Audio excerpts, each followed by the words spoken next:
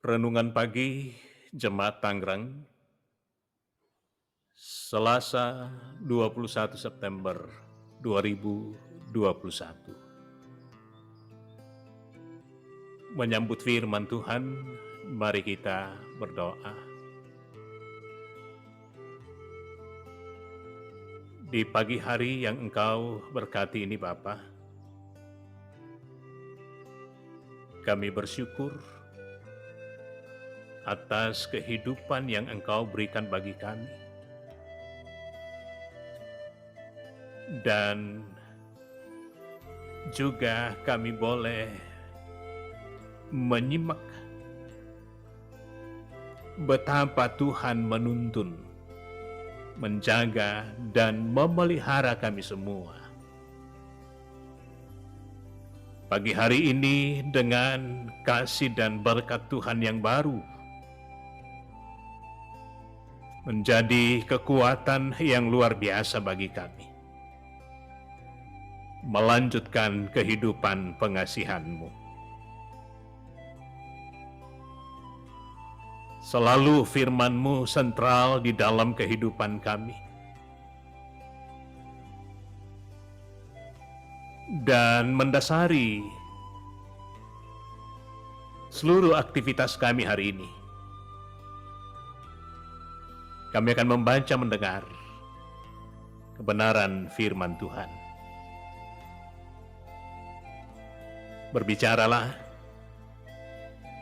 kami telah sedia mendengar. Di dalam nama Tuhan Yesus, kami berdoa. Amin. 2 Raja-Raja 5, ayat 1 sampai 14. Naaman disembuhkan. Naaman, panglima Raja Aram, adalah seorang terpandang di hadapan tuannya dan sangat disayangi. Sebab oleh dia Tuhan telah memberikan kemenangan kepadanya orang Aram. Tetapi orang itu, seorang pahlawan tentara, sakit kusta. Orang Aram pernah keluar bergerombolan dan membawa tertawan seorang anak perempuan dari negeri Israel. Ia menjadi pelayan pada istri Naaman. Berkatalah gadis itu kepada nyonyanya, "Sekiranya tuanku menghadap nabi yang di Samaria itu, maka tentulah nabi itu akan menyembuhkan dia dari penyakitnya." Lalu pergilah Naaman memberitahukan kepada tuannya, katanya, "Beginilah dikatakan oleh gadis yang dari negeri Israel itu." Maka jawab Raja Aram, "Baik, pergilah dan aku akan mengirim surat kepada Raja Israel." Lalu pergilah Naaman dan membawa sebagai persembahan 10 talenta perak dan 6.000 sikal emas dan 10 potong pakaian. Ia menyampaikan surat itu kepada Raja Israel yang berbunyi, "Sesampainya surat ini kepadamu, maklumlah kiranya bahwa aku menyuruh kepadamu Naaman pegawaiku supaya engkau menyembuhkan dia dari penyakit kustanya."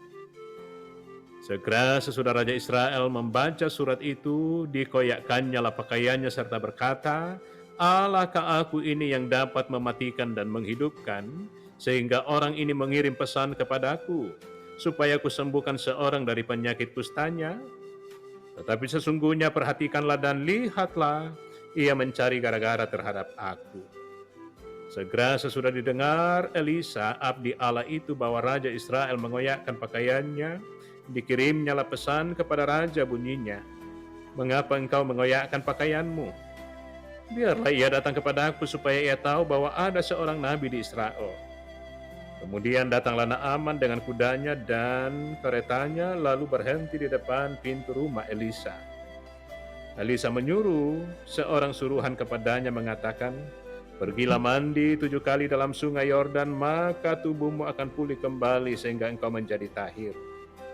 Tetapi pergilah Naaman dengan gusar sambil berkata, "Aku sangka bahwa setidak-tidaknya ia datang keluar dan berdiri memanggil nama Tuhan Allahnya, lalu menggerak-gerakkan tangannya di atas tempat penyakit itu, dan dengan demikian menyembuhkan penyakit kustaku.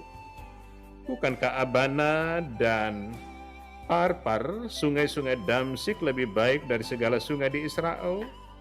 Bukankah aku dapat mandi di sana dan menjadi tahir? Kemudian berpalinglah ia dan pergi dengan panas hati. Tetapi pegawai-pegawainya datang mendekat serta berkata kepadanya, "Bapak, seandainya nabi itu menyuruh perkara yang sukar kepadamu, bukankah Bapak akan melakukannya? Apalagi sekarang ia hanya berkata kepadamu, mandilah dan engkau akan menjadi tahir."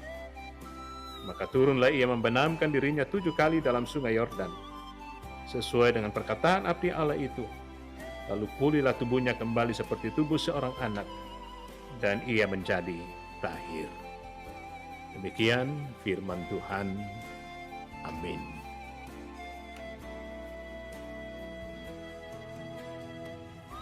Belajar menghargai pertimbangan. Setiap kali ada perjumpaan ataupun pertemuan untuk membicarakan sesuatu, tidak jarang peserta pertemuan menawarkan saran ataupun menyampaikan pertimbangan-pertimbangan yang terkait dengan hal yang dibicarakan. Ada saran yang diterima, namun ada juga saran yang diabaikan. Walaupun saran yang diabaikan biasanya lebih berarti di kemudian hari. Seorang pelayan yang ikut dalam rombongan bersama Naaman memberi informasi bahwa di Samaria ada seorang nabi yang bernama Elisa, sanggup menyembuhkan penyakit kusta. Ayat 2-3. Informasi itu menimbulkan harapan hati Naaman yang sedang berpenyakit kusta. Naaman akhirnya minta izin kepada rajanya untuk pergi ke Samaria dengan membawa barang berharga, emas dan perak. Ayat 4-6. Pada awalnya Naaman kecewa setelah tiba di Samaria, tetapi setelah mengikuti perintah Elisa untuk mandi di sungai Yordan sebanyak 7 kali, akhirnya menjadi sembuh. Setelah mengikuti saran pegawainya untuk mengikuti perintah Elisa. Ayat 13-14. Sejak saat itu Naaman menjadikan Allah Israel sebagai Allahnya yang hidup. Lalu apa yang menjadi pelajaran dari kisah ini? Kita dapat belajar bahwa seandainya Naaman tidak rendah hati dan tetap bertahan pada kekerasan hatinya, maka dia akan pulang ke negerinya tanpa mengalami kesembuhan. Untunglah Naaman mengubah cara pikirnya ketika ada yang memberi pertimbangan, agar sebaiknya melakukan cara yang disarankan oleh Elisa. Oleh karena itu, belajarlah menghargai pertimbangan yang baik dari seseorang. Karena bisa jadi pertimbangan itulah yang mengantar kita untuk menemukan hal yang sudah lama kita rindukan. Amin.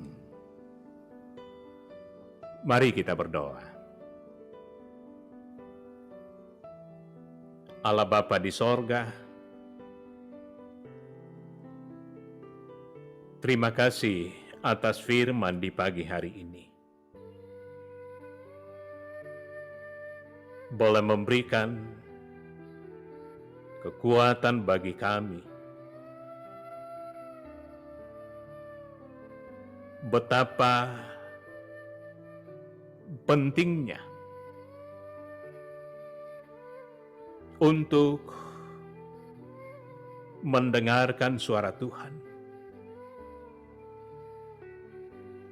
juga memberikan tempat kepada pertimbangan-pertimbangan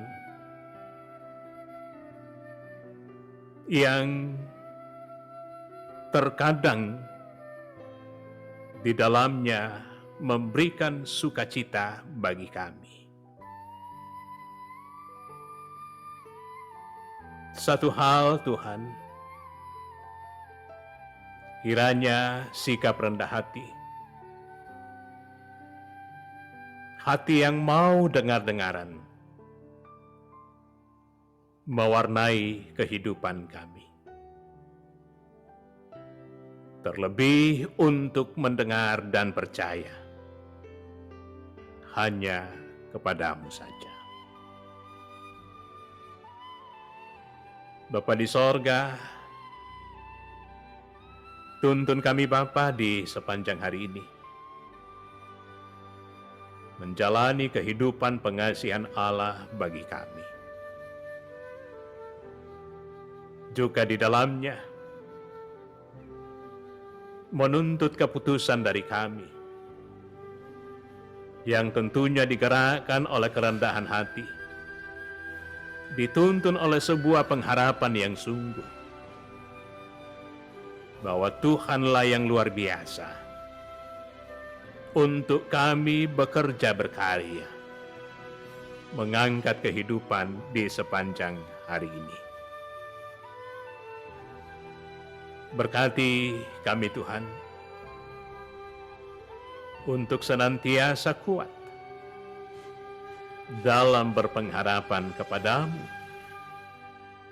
bahwa kalau kami ada sampai hari ini, semuanya karena kasih karunia Tuhan. Bapa di sorga, bersama dengan Tuhan, Engkau hadir menopang memberkati setiap anak-anak-Mu dalam rupa-rupa kondisi dan keberadaan mereka. Ada yang bersyukur, ada yang bergumul, ada yang sakit, dan juga dalam duka cita. Engkau Allah yang mengenal siapa kami di hadapan-Mu.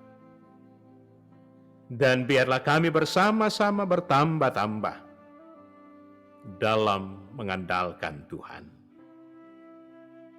Bapa di sorga, terpujilah Engkau. Di dalam nama Tuhan Yesus, kami berdoa. Amin.